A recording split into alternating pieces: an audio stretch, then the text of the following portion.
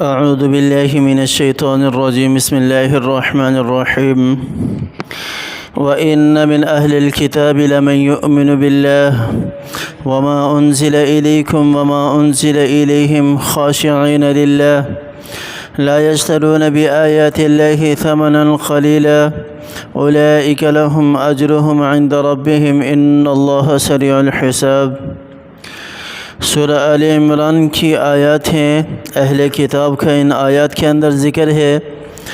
اس سے پہلے بھی اہل کتاب کا ذکر گزر چکا، جس میں اللہ تعالیٰ نے ارشاد فرمایا کہ اگر وہ اللہ کی مان کر نہیں چلیں گے، اللہ کا ڈر اور خوف ان کے دلوں میں نہیں ہوگا، تو اللہ کی طرف سے ان کے اوپر پکڑ بڑی سخت آئے گی، اور اللہ تعالیٰ نے ان کا ٹھکانہ جہنم رکھا ہے اور بہت ہی برا ٹھکانہ ہے.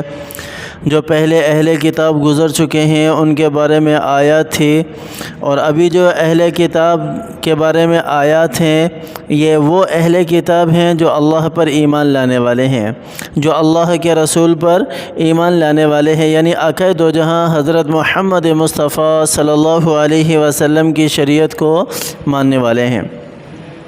وَإِنَّ مِنْ أَهْلِ الْكِتَابِ لَمَن يُؤْمِنُ بِاللَّهِ، اور وہ لوگ اہل کتاب میں سے جو اللہ پر ایمان لے کر آئے، وما انزل الیکم، اور اس چیز پر بھی ایمان لے کر آئے جو تمہاری طرف نازل کی گئی، یعنی قرآن پر بھی ایمان لے کر آئے. وما انزل الیہم، جو ان کی طرف نازل کی گئی، یعنی ان کی جو بھی کتاب ہو، تورات ہو، انجیل ہو یا زبور ہو، اس پر بھی ایمان لے کر آئے. لا یشترون بآیات اللہ ثمنا قلیلا، لیکن ایمان لانے کے ساتھ ساتھ انہوں نے کوئی بیع و شرا نہیں کی آیات کے مقابلے میں کہ آپ صلی اللہ علیہ وسلم کی نشانیوں کو چھپایا ہو، کچھ پیسوں کے لیے یا کچھ شہرت کے لیے یا کچھ عزت کے لیے، یا آپ صلی اللہ علیہ وسلم کے معجزات کو چھپایا ہو کسی سے. ایسا کچھ بھی نہیں کیا، بلکہ جس طرح حق تھا آپ صلی اللہ علیہ وسلم کو پہچاننے کا اور بتانے کا، اسی طرح انہوں نے بتایا. جس طرح کہ قرآن خود کہتا ہے الذین یعرفونہ کما یعرفون ابناءہم، کہ اہل کتاب آپ صلی اللہ علیہ وسلم کو اس طرح جانتے اور پہچانتے تھے جیسے اپنی اولاد کو جانتے اور پہچانتے ہیں. خاشعین للہ، اللہ تعالیٰ کا ڈر اور خوف دل کے اندر رکھتے ہوئے.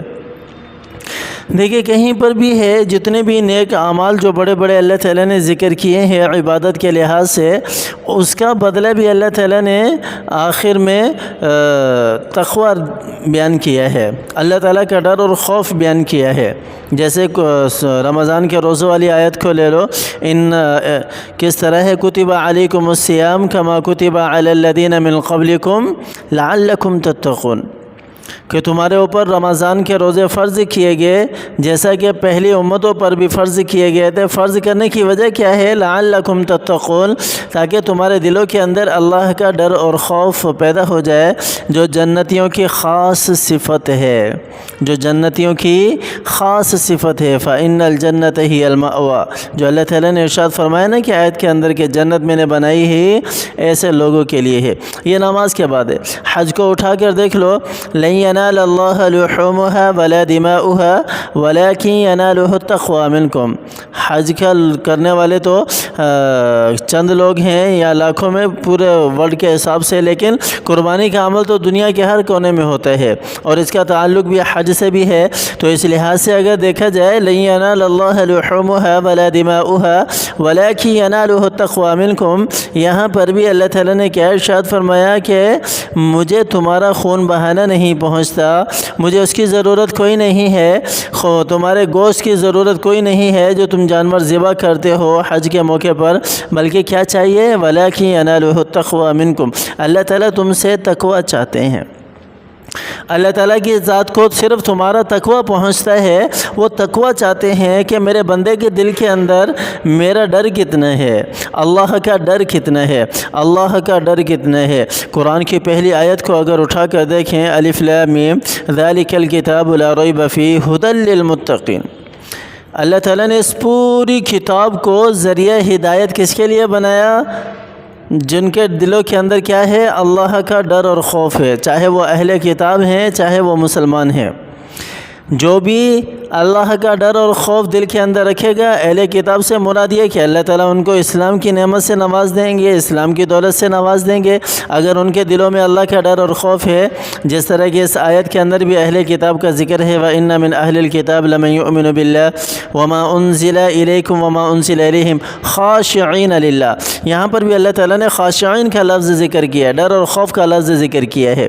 اور اسی طرح وہاں پر بھی ھدی للمتقین، تقوی والوں کے لیے قرآن ہدایت ہے، چاہے وہ اہل کتاب ہوں چاہے وہ مسلمان ہوں۔ اہل کتاب اللہ تعالیٰ ان کو اسلام کی طرف راغب کر دے گا، اسلام کی طرف پھیر دے گا، اور جو ایمان والے ہیں اللہ تعالیٰ ان کے ایمان کو بڑھا دے گا، ان کے ایمان کے اندر طاقت دے دے گا۔ شرک جیسے اللہ تعالیٰ باقی جتنی بھی خرافات ہیں، شرک ہے یا اور دوسری ہیں گناہ والے عمل ہیں، اللہ تعالیٰ کی ذات قرآن کے ذریعے سے ان کی کیا کرے گی بھئی؟ حفاظت کرے گی۔ روزے کے عمل کو ہم نے دیکھ لیا، اللہ تعالیٰ آخر میں کیا چاہتے ہیں؟ تقویٰ چاہتے ہیں، ڈر اور خوف اپنا چاہتے ہیں کہ میرا بندہ مجھ سے ڈرنے والا بن جائے، اس کے دل کے اندر ڈر اور خوف آ جائے۔ حج والا عمل، قربانی والا عمل، وَلَٰكِن يَنَالُهُ التَّقْوَىٰ مِنْكُمْ، وَلَٰكِن يَنَالُهُ التَّقْوَىٰ مِنْكُمْ، اس کے آخر میں بھی کیا ہے؟ اللہ تعالیٰ کہنا ہے کہ میرا بندہ ڈرنے والا بن جائے، میرا بندے کے دل کے اندر ڈر اور خوف آ جائے۔ اس کے بعد قرآن کی طرف آ جائیں۔ پہلی آیت ہے جس میں اللہ تعالیٰ نے کیا ارشاد فرمایا کہ قرآن ہدایت بنے گا کیسے لوگوں کے لیے؟ جو اللہ کا ڈر اور خوف دل کے اندر رکھنے والے ہیں۔ یہ قرآن ان کے لیے کارآمد ثابت ہوگا، جس طرح کہ آپ صلی اللہ علیہ وسلم کی حدیث ہے نا، القرآن حجۃ لک او علیک، قرآن یا تو تیرے لیے حجت بنے گا یا تیرے خلاف حجت بنے گا۔ اگر تو نے قرآن پر عمل کیا، اللہ کا ڈر اور خوف دل کے اندر رکھا، تو یہ قرآن تیرے لیے حجت بنے گا، تیرے لیے اللہ سے جھگڑا کرے گا اور تجھے جنت میں لے کر جائے گا۔ اور اگر تو نے دنیا کے اندر قرآن کو نہیں اپنایا، قرآن پر عمل نہیں کیا، جھوٹ کو جھوٹ نہیں جانا، حق کو حق نہیں جانا، باطل کو باطل نہیں سمجھا، جائز کو جائز نہیں سمجھا، ناجائز کو ناجائز نہیں سمجھا، اپنی مرضی ہی چلاتا رہا، اپنی مرضی کے مطابق ہی زندگی بسر کرتا رہا، تو یہ قرآن پھر تیرے خلاف حجت بنے گا۔ اللہ سے جھگڑ کر اگر جنت کا فیصلہ ہو بھی گیا تو اللہ سے جھگڑ کر تجھے یہ جہنم میں لے جانے والا بنے گا۔ القرآن حجۃ لک او علیک۔ اب آتے ہیں نماز کی طرف۔ نماز بھی بڑی عبادت ہے۔ نماز کے بارے میں قرآن کیا کہتا ہے؟ وَإِنَّهَا لَكَبِيرَةٌ إِلَّا عَلَى الْخَاشِعِينَ، کہ قرآن نماز جو ہے یہ بہت بڑا عمل ہے۔ وَإِنَّهَا لَكَبِيرَةٌ، بہت بڑا عمل ہے، إِلَّا عَلَى الْخَاشِعِينَ، لیکن جن کے دلوں کے اندر ڈر ہے ان کے لیے یہ بالکل معمولی ہے، ہلکا ہے، کوئی بڑا نہیں ہے۔ وہ آرام سے مسجد کی طرف آ جائیں گے قدم اٹھا کر، وہ آرام سے مسجد میں نماز آ کر پڑھیں گے، اللہ کے سامنے کھڑے ہوں گے، خشوع و خضوع کے ساتھ سجدہ کریں گے، اور سجدہ کر کے اپنے رب کو منا کر اور یہاں سے چلے جائیں گے اللہ کی عبادت کر کے، اللہ کی عبادت کر کے۔ تو پورے قرآن کا خلاصہ، پوری سورت کا خلاصہ جو اللہ تعالیٰ نے بیان کیا ہے، اور جو اللہ تعالیٰ نے نماز، روزہ اور اسی طرح حج کے حوالے سے جتنے بھی عمل ہیں، ان سارے عمل کا نچوڑ جو ہے وہ اللہ تعالیٰ نے تقویٰ رکھا ہے کہ میرا بندہ مجھ سے ڈرنے والے بن جائے۔ اولئک لہم اجرہم عند ربہم، اور اللہ تعالیٰ نے پھر ایسے لوگوں کے لیے بہت بڑا اجر رکھا ہے۔ لہم اجرہم، ان کے لیے اجر ہے اپنے رب کے ہاں، اللہ تعالیٰ کے ہاں۔ ان اللہ سریع الحساب، بے شک اللہ تعالیٰ کی ذات جو ہے وہ جلد حساب کتاب کرنے والی ہے۔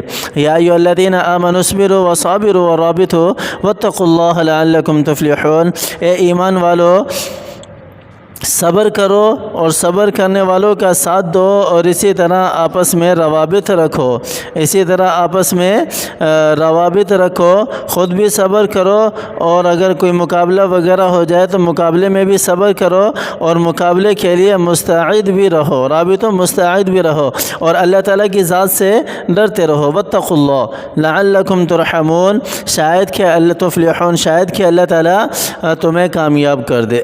مقابلے کے اندر اندر بھی اور اسی طرح باقی سارے میدان کے اندر بھی۔ سورہ آل عمران ہماری الحمدللہ پوری ہو چکی ہے۔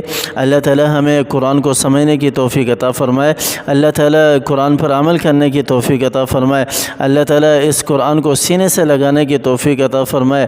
جتنے بھی اس کے اوامر ہیں اللہ تعالی ان کو پابندی کے ساتھ پورے کرنے کی توفیق عطا فرمائے، اور جتنے بھی نواہی ہیں اللہ تعالی کی ذات ان سے بچنے کی توفیق عطا فرمائے۔ اللہ تعالی مجھے بھی اور آپ کو بھی سمجھ عطا فرمائے، عمل کرنے کی توفیق عطا فرمائے۔ آمین ثم آمین، وآخر دعوانا ان الحمد للہ رب العالمین۔